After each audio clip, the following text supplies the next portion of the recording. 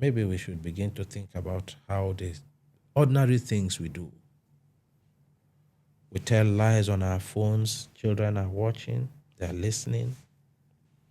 I mean, these are some of the things we should ask ourselves. What impact these things have on us? These are things that fuel corruption. Hello and welcome to Transparency Files, ICPC's weekly television program. I am your host, Hawasani Garba. We all dream of a better society. In marketplaces, offices, and across our communities, the conversation is the same. A longing for a truly corruption-free Nigeria, a nation where quality of life is improved, basic amenities are accessible, and fairness, accountability, and justice are not mere ideas but a lived reality. Yet, here lies the crucial question. How often do we, through our own daily attitudes and choices, inadvertently perpetuate the very rot we decry? It is all too easy to point the finger at leaders and institutions. Today, we turn that focus inward. What are our attitudes? They are our settled mindset, our core beliefs, and the behaviors that follow. They shape everything, how we think, how we feel, and ultimately how we act. They are the bedrock upon which a culture of integrity or of corruption is built. On this program, we explore how a reformed Nigeria starts not just with policies, but with a conscious, positive revolution in our attitudes. First, let's get an update on recent activities from the Commission with Ruth Awodi.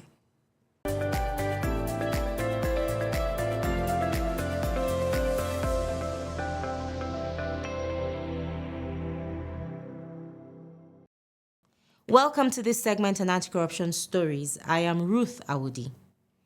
The chairman of ICPC, Dr. Musa Adamu Aliyu, SAN, has detailed how systemic flaws in Nigeria's public procurement process, including projects built on private property and the conversion of public equipment to personal use, are crippling national development. Speaking at a procurement engagement workshop in Abuja to mark the 2025 World Anti-Corruption Day, Dr. Aliyu called for urgent legislative action, including the creation of special crimes courts and stronger oversight to salvage the system. He was represented by the Secretary to the Commission, Mr. Clifford Okudiri Okparaudu, DSSRS. For us as at ICPC, we are dutifully committed to this fight against corruption, notwithstanding the numerous challenges we often encounter. We are committed to the fight against corruption. ICPC, under my watch, shall ensure, one, that Nigeria stands as a crossroad between originating capacity and corruption or embracing transparency and accountability. The choice determines whether procurement remains an avenue for personal enrichment or becomes a sacred trust delivering services to citizens. ICPC has proven that transparency works through CEPTI's tangible results. The task ahead is daunting, resistance is formidable, challenges are complex, but the cost is just and the result unshakable. The event, featuring technical presentations and attended by procurement directors from nationwide ministries and agencies, highlighted a unified push to tackle the structural vulnerabilities in Nigeria's contract awarding and execution processes. That will be all on this segment. Transparency Files continues with Hawa. Stay with us. Corruption not in my country. Hello? Elijah, you brought clothes while I was away? Really? And you've collected them? Okay, Elijah, no problem. I'll get back to you, eh? Bye-bye. Madams, who amongst you collected clothes from Elijah? Which Elijah, ma? You're asking me which Elijah? Aziz, anybody bring clothes? Madam, don't mind them. Now so they do. They don't tow your shop to their own shop. They cut corner where you know they. You cut corners? No, madam, I beg. Corruption is not just about government. This is how it starts. Because this is a petty business. You think you can ruin my shop? For those of you who cut corners behind your bosses, it is called absolute corruption. And corruption, not in my country. Stop corruption now. Corruption not in my country. For many, corruption elicits images of politicians and vast sums of money. But its roots are far more commonplace. The small dash to fast-track a document, cutting corners on the job, lying for personal gain, or exploiting a position of trust. Seemingly minor acts repeated by millions collectively erode our shared values, decay public trust, and chip away at our society's foundations.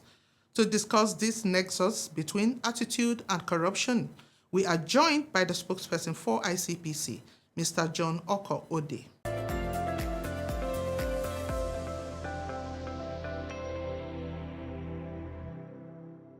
Today we're talking about the importance of attitudinal change for a better society. Now, sir, can you share with us your view on how the everyday attitudes of ordinary Nigerians fuel systemic corruption? Let us see the ordinary citizen as that individual who goes about his everyday life, doing the things he's supposed to do, and even those who do the things they are not supposed to do, and how these things they are supposed to do and not supposed to do affect development, affect governance, and affect the progress of society. You do not need to hold any position of influence. You do not need to be learned academically to know that jumping a queue is a display of wrong attitude and that you could be negatively influencing other impressionable people who are watching you. We come to the issue of traffic light. Nigerians beat traffic light here with reckless abandon, be they the ordinary people, as we have said, or those in authority. It is a shame that senior government and private sector officers will sit in their chauffeur-driven cars and watch their drivers beat traffic light and they say nothing. The fact that your driver is beating traffic light while carrying you is a clear indication that he has no respect for you, and he's only doing that because you have displayed to him yourself before that you have no respect for yourself, you have no respect for order and constituted authority, you have no respect for decency. So both you and your driver are indecent people. Your behavior fuels corruption. Maybe we should begin to think about how the ordinary things we do. We tell lies on our phones, children are watching, they're listening. We sign documents knowing very well that we are over-invoicing. As long as it does not affect you directly, it's okay. You're destroying the entire system. You have an official vehicle. You're supposed to use it for official business. You're using it for private business. It doesn't matter. I mean, these are some of the things we should ask ourselves.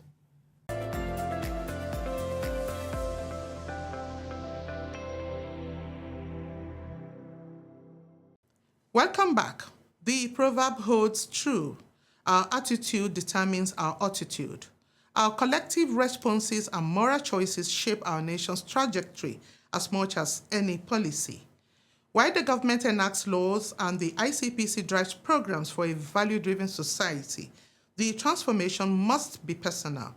Let's hear more from Mr. Ode on these national initiatives.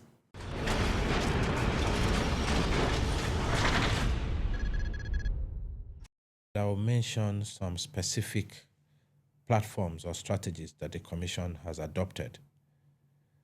One of it is the formulation and promotion of the National Ethics and Integrity Policy, which started in the year 2020. This policy is a policy aimed specifically at creating a reorientation of the mindset of Nigerians, visitors to Nigerians, and people who do business with Nigeria, be they citizens or foreigners. The policy has 7 core values. These core values, which include in no particular order, voice and participation, professionalism, integrity, national unity, human dignity, amongst others, is basically to encourage Nigerians to live life with respect for the other person, for the community, for the state, and for the world. To do things the way they are supposed to be done. We also have within the ministries, departments, and agencies what we call the Anti-Corruption and Transparency Monitoring Units. We call it the ACTU. The ACTU is like an ombudsman, a mini ombudsman within ministries, departments, and agencies. A small ICPC, so to say, that gets involved in the activities, processes, and systems of different ministries, departments, and agencies where they are domiciled. They get involved in issues of employment, promotion, discipline, recruitment, systems overhaul, and all of that, with the view to advising the management of these various MDAs on how to conform to ethical processes and practices, on how to conform to transparent administrative processes, to remove opacity from governance, and to ensure that things are done as they should be done, thereby reducing corruption and promoting ethical culture that will give us a more vibrant public service. We also have at the school level, the primary and secondary school level, we have the clubs. We call it the Students Anti-Corruption Club. It's an integrity club where young minds are encouraged to belong, to join, and they are molded over time in the course of their schooling period to shun practices such as examination malpractice, skipping classes, telling lies, abuse of public property, and other such vices, to help them at that tender age understand that there is dignity in doing the right thing, to take pride in standing up at that tender age for what is right. At the tertiary level, we have the Student Anti-Corruption Vanguard, where young undergraduates are encouraged, taught, and equipped with skills necessary for going through life in tertiary institutions within the community they have found themselves, and to behave uprightly, and also to challenge in a decent and respectful manner vices and wrong practices that they observe or notice within their community, and to channel their young, youthful, zestful energy into bringing about change where they have noticed gaps. At the NYSC level, we have the ICPC CDS group, which is also an integrity platform to promote ethical behavior. So these three, amongst others, even recently with the autonomy granted to the local government by the Supreme Court, we are working on an integrity platform, an anti-corruption integrity platform that would see all local government areas in Nigeria key into ethical practices. That we are working on, and we are presently going around the country with it. We are at the advocacy stage, and these are some of them. What citizens should do to support government. Governance is a social contract. We have the leadership in the governance process, and we have the followership in the governance process. Every citizen should consider himself part of government. That's number one. Do not say, I am not part of government. Because you do not hold an elective or appointed position in government does not mean you're not part of government. You are part of government.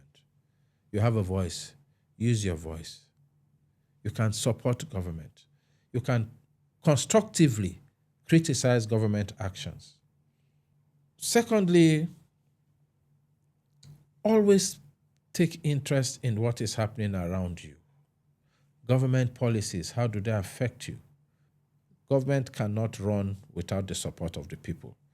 And the people and society cannot develop without giving their support to those who run, those whom we have elected or appointed to run affairs on our behalf. Thank you, viewers, for joining us in this interview segment. We have heard it all. A better society is possible with a change of attitude. Determined to make positive decisions this year, to take good decisions, to be law-abiding, to report corruption, and to stay away from anything that would mar the image of this country. Transparency Files continues with Hawa. Please stay with us.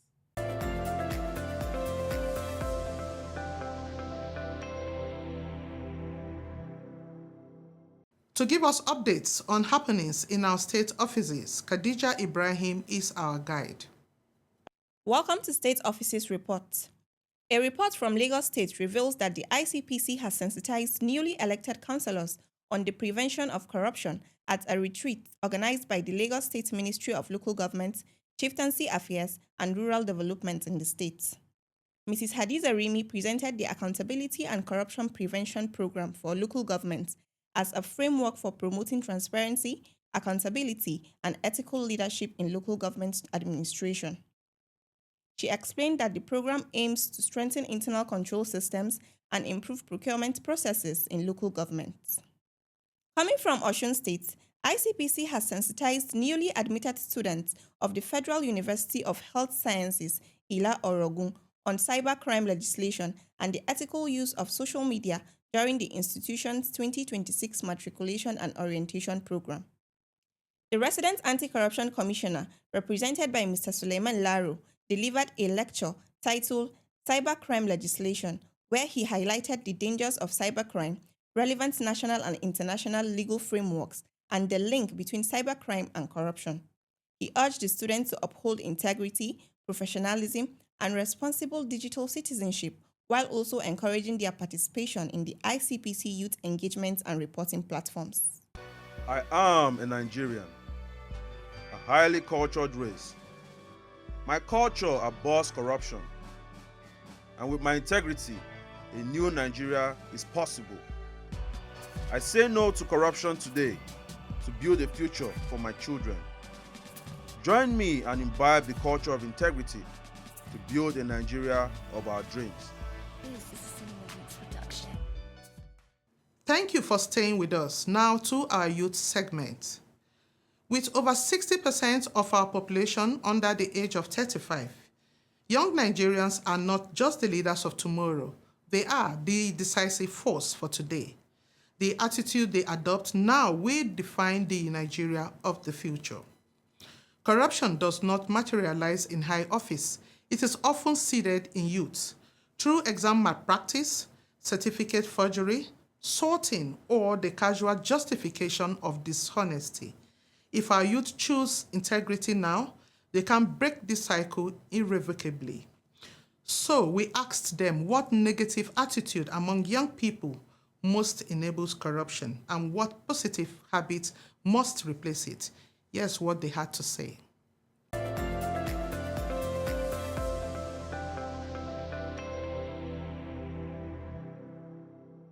One of the negative attitude the youths have picked is the syndrome of getting rich quick.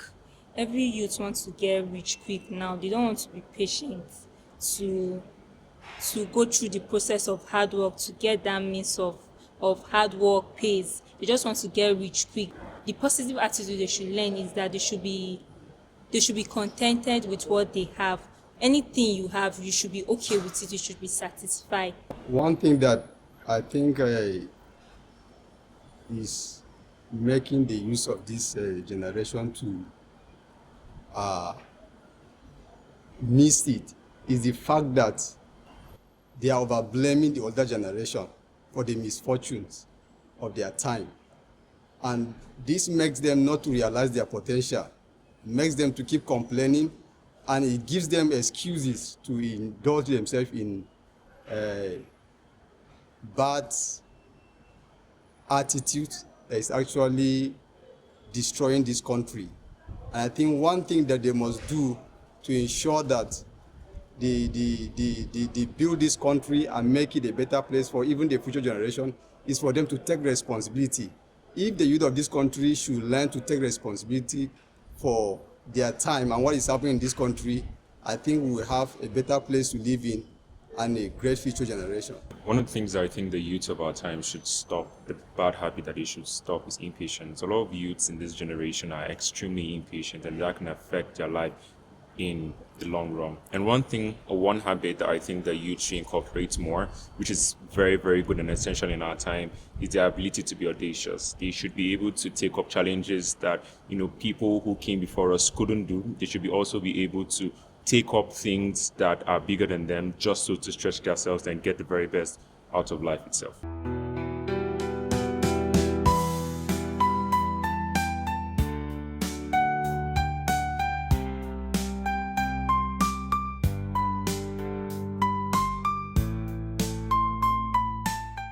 A corruption-free Nigeria is not a distant dream. It is a tangible possibility waiting to be built by responsible, committed, and value-driven citizens. Societal change begins with attitudinal change. National improvement starts with a shift in our collective mindset. Let us move beyond asking, who is corrupt? Let us instead ask, how am I contributing and how can I do better? By consistently choosing integrity over convenience, honesty over shortcuts, and courage over complicit silence, we can together forge a better Nigeria for ourselves and for generations to come. For more on the ICPC's work, visit www.icpc.gov.ng or follow at ICPC Nigeria on all our social media platforms. Until next week, thank you for watching. This is Hawasani Garba saying, bye for now.